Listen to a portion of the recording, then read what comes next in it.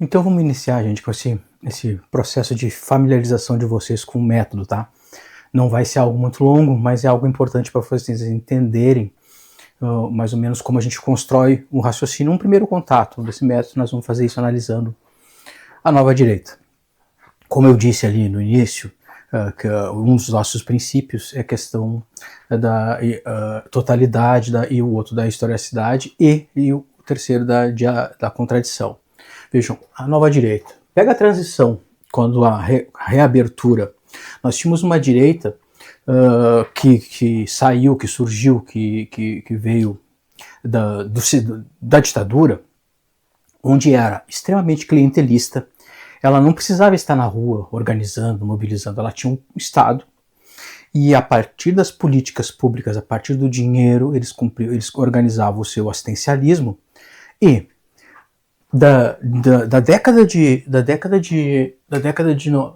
pegar a década de 90 toda, que eles, de 88 até o meio de 90, eles se organizavam e se mantinham nos estados e nas prefeituras a partir dessas políticas, a partir desse clientelismo. Com a chegada de novas forças políticas, gente, sejam a esquerda, seja aquele setor mais democrático e não tão conservador, como o Fernando Henrique Cardoso, esses grupos que inclusive chegaram ao governo, eles começou a surgir políticas públicas de distribuição de renda. E a nova direita, a direita tradicional, perdeu, ela não soube se adaptar, sem o uso da máquina, porque eles não tinham militância. Quem lembra da década de 90, 2000, não existia militante na rua de bandeira, em lugar nenhum, bandeira do Brasil ou qualquer outra bandeira, defendendo o conservadorismo, defendendo a ditadura, entendeu? Na verdade não existia isso. Na verdade, inclusive na Constituição de 88 foi feita uma pesquisa, só para vocês terem ideia, se cunhou aí o termo direita envergonhada, que os parlamentares que estavam na Constituinte foram entrevistados e nenhum deles, assim, não se diziam de direita. Não existia direita, entre aspas, porque era uma vergonha, era complicado, por todo o peso da ditadura. Então essa direita aqui não conseguiu se adaptar à vida democrática. Com os governos em 2002, com os governos progressistas, onde se construiu políticas públicas de distribuição de renda, que tirou trouxe isso para a União, isso desestabilizou e tirou de vez a força que esses setores mais atrasados tinham. Isso ficou um vácuo. Quem lembra daquele período de 2000 até 2010, mais ou menos, 2012, no quase não existia oposição. Era a Globo que concentrava, porque o Congresso foi engolido. Embora nós não tivéssemos maioria de esquerda, mas existia uma composição muito forte, que era o efeito dessas políticas públicas muito grande. O que aconteceu? Que essa direita tradicional foi perdendo espaço. Isso é um elemento que precisava de novo. Foi em 2013, tá, gente, que começou a surgir um novo tipo de direita, mas que é a direita que eu chamo aí daqueles grupos de MBL, Vem Pra Rua, eu chamo de um grupo mais liberal, que eles discutem a economia. Tá? Eles têm uma visão de Estado pequeno, de Estado mínimo, eles têm uma visão mais orgânica de um Estado mínimo, tudo que representa um pouco aquela continuidade do Fernando Henrique Cardoso. Mas eles não têm problema com a democracia. Eles são mobilizadores, eles não têm vergonha de defender o que defendem, as suas pautas, as suas regras. Eles são, aqui começou a surgir, em 2018 dizem que saiu um artigo muito importante, que cunhou o termo daí de direita sem vergonha, onde eles tinham perderam a vergonha que eles tinham em 88. Mas na verdade já em 2013 eles já estavam se organizando e se estruturando a partir desses grupos. Em compensação, nós temos o setor evangélico. Então tá, a nova direita é composta pela direita tradicional, os grupos de 2013, o bolsonarismo e os evangélicos. Os evangélicos, eles estavam conosco, estiveram no governo Lula, e olha como é um problema de falta de análise de conjuntura, de entender. Por isso que eu digo que esse é um ponto fundamental. Nós tínhamos que nos aliar a eles? Tínhamos, tudo bem, isso é compreensível. para compor um governo, tá? A gente precisa disso, não tínhamos maioria, tudo bem. Mas assim, todo mundo sabe que são os mais conservadores desses segmentos religiosos. Eles têm uma concepção subalterna da mulher, eles têm uma visão completamente preconceituosa sobre os gays, lésbicas, né, o movimento que a LGBT queria mais. Então, assim, um papel conservador, não é, o patriarcado é muito enraizado nesse setor da igreja. Qualquer análise, eu não estou inventando a roda aqui, tá? Qualquer análise mais organizada, minimamente comprometida com o projeto de transformação, e entender que se esses caras estão conosco hoje, quando a gente começasse a implementar projetos que tem a nossa cara, a identidade da esquerda, como, por exemplo, Escola Sem Homofobia, que foi eu não estou inventando isso aconteceu, tá? A Dilma apresentou um projeto, a Escola Sem Homofobia, logo um pouco depois, um ano depois, quando foi julgado a constitucionalidade da relação afetiva pelo STF, que já houve um objeto, já teve muita resistência, muita gritaria na Câmara Federal pela bancada evangélica. E quando a Dilma apresentou esse projeto de Escola Sem Homofobia, aí o rompimento foi muito mais forte. A crise política e econômica que aconteceu no país e o problema, quando nós começamos a tocar no que para eles são importantes, os valores evangélicos, eles vieram para cá, gente. Vieram para fechar, eles fecharam em 2018 com o Bolsonaro, mas eles estavam de 2002 até 2012, na verdade eles estavam até mais ou menos o período do golpe, mas ali já era mais formal apenas. E eles vieram para cá depois, por quê? Porque era óbvio, quanto mais a gente fosse avançar com as pautas da esquerda, mais descontente a gente ia deixar alguns segmentos da sociedade. Então nós tínhamos que o quê? Nos preparar para isso, porque quando eles rompessem, nós tivéssemos condições de colocar uma outra força política no lugar, qualquer outra coisa. Mas não ficar olhando parado e os caras vindo para cá. Esses grupos liberais, MBL, Vem Pra Rua, Indignados Online, deram um corpo diferente para a direita, porque a direita, como eu falei para vocês antes, não tinha mobilização. E vejam, a lacuna que ficou naquele período de 2000, na década de 2000, foi preenchida por segmentos mobilizadores e por setores extremamente enraizados. A igreja evangélica, esses segmentos evangélicos têm uma raiz no Brasil hoje como poucas instituições têm, a igreja tem. E aí o bolsonarismo a gente conhece, tranquilo, né? O setor autoritário tem problema com a democracia, o fascismo, a gente não precisa nem dizer isso, né? A violência, aqui também tem violência política, mas é uma violência política diferente do que essa. Essa tenta exterminar os seus aliados. Essa aqui tenta só derrotar e tal, mas também tem esses segmentos. Então vejam, quando tu vai entender a direita, tu não pode analisar ela como um fenômeno único. Sem contradições, porque existem contradições entre esse grupo e esse grupo, esse grupo e esse grupo, existem contradições.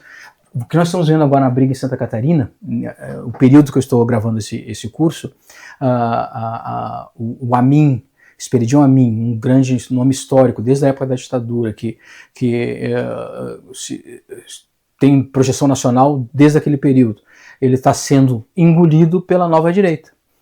Não vou entrar no mérito da análise do processo de traição, não traição, mas existe mais dois candidatos, o filho do Bolsonaro e a Detone, e eles estão escanteando um segmento dessa direita tradicional. O que vai dar ainda, não sei, não sabemos, mas eu estou acompanhando porque eu acho que é um processo que vai acontecer no Brasil inteiro, onde essa direita mais nova que está vindo, que veio desses dois processos aqui, vai engolir essa tradicional.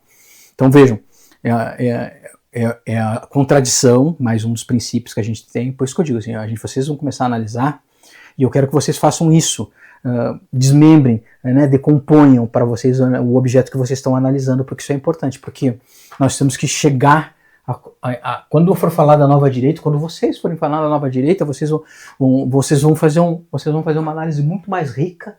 Vejam como a gente consegue aprender. Quando tu for compor o todo, vocês vão ter muito mais elementos e muito mais riqueza para os caras falarem, porque nós temos que derrotar a direita, porque a direita assim, tá, mas olha só, a direita hoje ela é mobilizadora, ela é extremamente conservadora e tem raízes em todas, na periferia. Eles têm problemas com a identidade, com a questão da mulher, com a questão LGBTQIA+, mas eles também trazem processos antes da ditadura. Então, assim, vejam, vocês conseguem enriquecer muito mais a análise do que dizer que nós temos que derrotar a direita. Qual é a direita? Que fenômeno? Que é isso?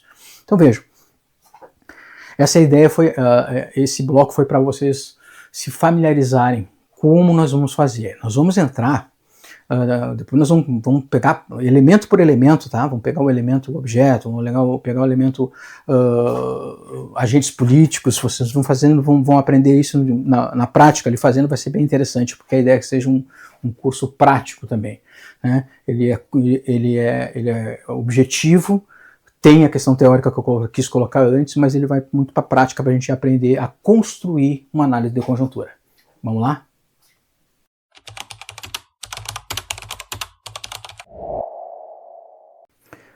Então vamos apresentar a ideia desse bloquinho aqui, é um bloco específico para dar uma geral do que vocês vão encontrar no nosso curso, beleza? Do que se apresenta nesses blocos que virão, que vão, na verdade, destrinchar, apresentar o método. Mas o que eu quero primeiro deixar claro? Primeiro, a partir do que a gente já conversou, de princípios, que vocês estão entendendo, que esse método ele é um método de decomposição que vai se buscar os elementos que aqui estão em 10, mas pode ser 5, pode ser 7, pode ser 8. Existem, dependendo do que tu vai analisar, do nível do que tu vai analisar, uma candidatura vereadora no município de Porto Alegre vai ter componentes, vai ter elementos diferentes de uma candidatura a deputado estadual. No estado do Paraná, no estado do Pará. Vejam, a questão subjetiva de um candidato no norte, quando se analisar, vai ser diferente do que se analisar de um candidato de esquerda em Santa Catarina, por exemplo. Entende? Então, assim, são esses elementos que são importantes para vocês entenderem, para que também todo esse processo aqui, na verdade, é um método de libertação de vocês, porque vocês vão compreendendo o método, vocês vão construir novos elementos, vocês vão unificar alguns elementos, vocês podem achar que particularidades e acontecimentos específicos podem estar junto. Com o tempo vocês vão ter autonomia e capacidade para fazer isso. Como é que vai ser? Vai ser assim, no primeiro bloco, gente, nós vamos ter esses 3 elementos. Esses 3 elementos aqui, obrigatoriamente, vão existir sempre, tá? Porque é o objeto, é o que tu vai analisar, o contexto histórico e os agentes políticos. Numa análise de conjuntura política, não tem como tu fugir disso, assim, né? Algumas coisas são importantes. Mas, assim, no andar da carruagem, que quando, por exemplo, assim, quando tu analisar o objeto especificamente, depois tu passar para o contexto histórico, entender que em que ponto se está conectado está colocado, em qual é o campo que se coloca esse objeto. Quando vocês forem para os agentes políticos, por exemplo, vocês vão ver que você tem que fazer uma análise mais rica ainda, porque cada agente político vai ter o seu contexto histórico. Não foi à toa que eu quis mostrar para vocês, por exemplo, um exemplo de leitura de como se decompõe um objeto, quando eu analisei rapidamente, sucintamente, a nova direita.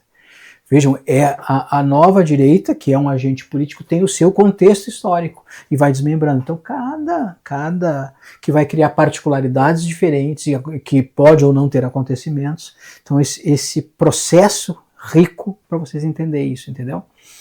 Na verdade, o primeiro bloco é esse que vocês estão assistindo agora, né? Então, aqui vai ser o segundo bloco.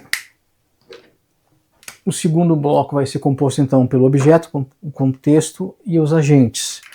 O terceiro bloco vai ter particularidades, vocês vão entender o que é particularidades. Por exemplo, as particularidades são determinadas pelo contexto histórico, que compõe o pensamento da nação, compõe, por exemplo, o racismo institucional no Brasil é uma particularidade histórica devido a todo o contexto histórico de como o Brasil se construiu. O patriarcado originou e criou particularidades de um racismo, de um machismo muito forte no Brasil. Então O contexto histórico vai dar as particularidades, são macro. Os acontecimentos específicos, por exemplo, quando eles deram um golpe na gente e prenderam o Lula, foi um acontecimento específico que teve o desdobramento nos agentes políticos e acontecimento específico às vezes pode não ter, tá, em determinada análise. Às vezes ele vai ter. Eu vou explicar ele ponto a ponto, vocês vão entender bem, mas esse aqui é mais específico, é mais conjuntural, enquanto as particularidades elas são desenvolvidas a partir do contexto histórico. Com relação de força, vocês sabem o que é, né? A luta pelo poder, quem está com condições ou mais ou menos num determinado período da disputa política. A questão subjetiva, para mim, é um ponto importante. Eu tenho um vídeo aqui que na verdade são 20 minutos, 24 minutos, um mini, assim, uma aula bem curta, em que eu apresentei o meu método de análise de conjuntura, esse método aqui. Imagina, o curso todo tem mais de mais de uma hora e meia esse curso agora. Eu fiz em 24 minutos. Então, assim, foi uma coisa mais menor, né? Eu estava começando a fazer os vídeos aqui lá no YouTube, né, e para o canal, aprendendo a lidar com máquina, com filmador, a falar sozinho. Então, assim, tem as minhas limitações, que hoje eu já dei uma melhorada, sou um professor um pouco melhor do que aquele período, e também desenvolvi melhor. Lá naquele vídeo, a questão subjetiva eu analisei ela especificamente no contexto histórico. Não era um elemento específico, veja, não tinha lá naquela época o plano de ação, embora eu sempre na análise eu aprofundava dizendo que a gente tinha que encaminhar uma ação prática. Então, se não está errado aquele vídeo, ele só está mais simples, mais simplificado, menos profundidade. Então, aqui vai ser o bloco 3, como eu estava falando para vocês. O bloco 4, na verdade, vai ser o que a gente vai tratar com os riscos e oportunidades e a construção de cenários. Todo esse processo que eu falo para vocês é de libertação, né, gente? Assim, para a gente entender e não ser enrolado no meio do processo, assim, esse é o melhor caminho da ação política. Às vezes não é. Por isso que é importante vocês saberem fazer análise de conjuntura também, como eu disse no bloco passado. Então, assim, ver os riscos, o que tu está encaminhando, isso aqui é importante, as oportunidades e a construção de cenários. E, por fim, esse aqui vai ser o bloco 4. E o bloco 5, que é o bloco final, que vai ser o plano de ação, onde eu vou pegar e vou construir todas as condições para alcançar o objetivo. Que o objetivo político é que, na verdade, vai dar toda a sustentação para a nossa análise, tá, gente? Ele vai determinar o objeto vai determinar os demais elementos. E a conclusão depois, que é um elemento importante, alguns pontos que eu vou tirar aqui para vocês. Então, esse é o contexto. Este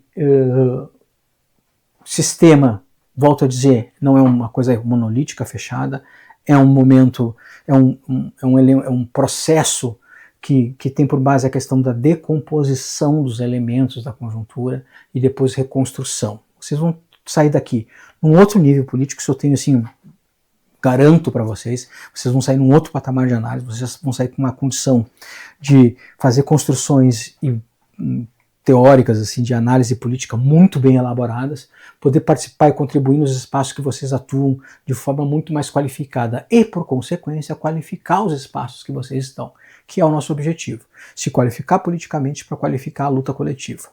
Vamos lá então para os blocos de análise do método. Vamos lá.